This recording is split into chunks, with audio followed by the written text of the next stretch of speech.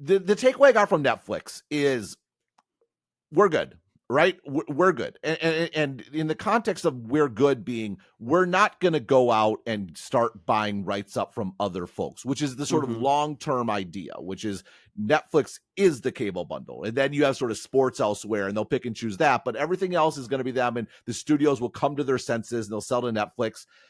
There's no evidence yet, or that the studios are ready to do that. And Right. so I think from my interpretation in the context of Netflix was, we're going to slow down for a little bit here. We're going to stop recording subscribers. We got a huge sort of increase thanks to the password cutoff. That, like, once that's done, it's done. We're going to report free cash flow. We're going to report our profit numbers, which we completely control, because that's sort of a function of how much are they spending and things along those lines.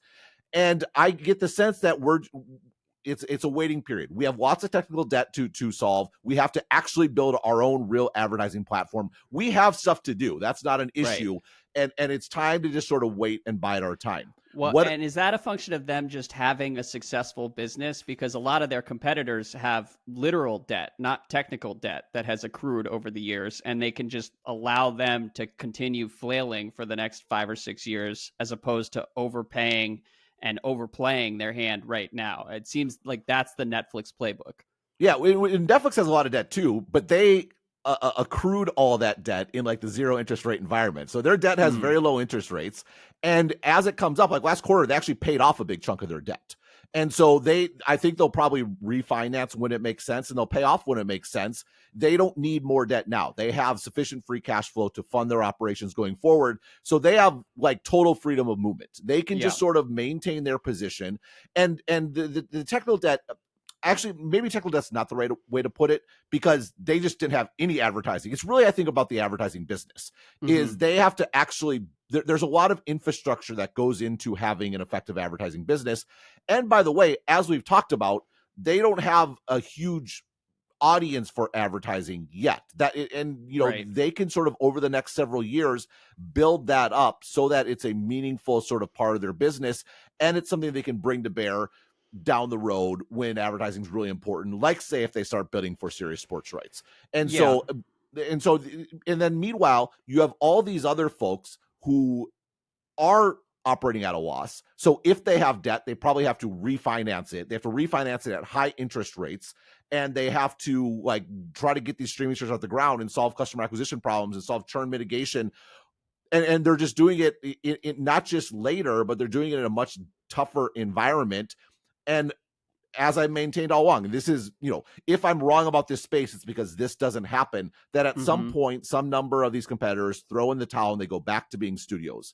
And when they do that, that is their business model. Their leverage vis-a-vis Netflix is going to be lower because they're going to need to sell to someone, and Netflix is going to be sort of the most obvious buyer.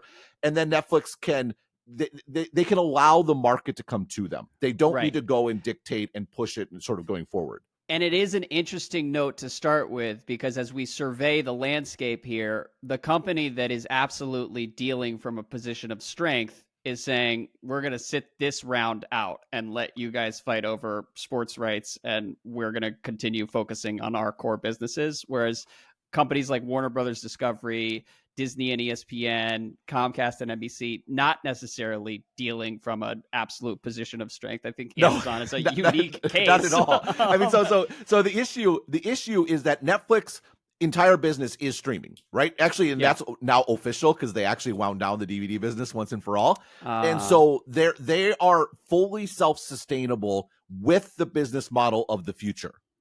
That's not the case for any of their competitors. All their competitors are depending on cash being thrown off by their traditional linear business, which again, they all self-sabotaged and destroyed, yet is still profitable. You look at Warner Brothers Discovery, like they're still making like, way more money, drastically more money from their traditional linear business, even though that business is shrinking. It sort of speaks to how ridiculously profitable these companies were and how insane it was that they collectively sort of blew up this model. Yeah, even today, as bad as it is, as much of people have cut the cords, they're still making a lot of money there. And so the positive interpretation is that they're throwing off cash such that we can use that cash to build a streaming service.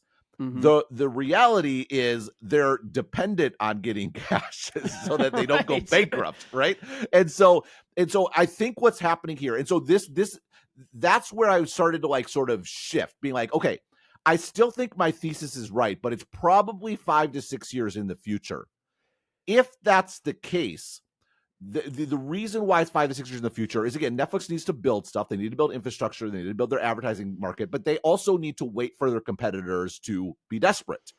The implication of their competitors not being truly desperate yet is that those competitors have tremendous incentives to double down on the current model, because they Right. do still need cash.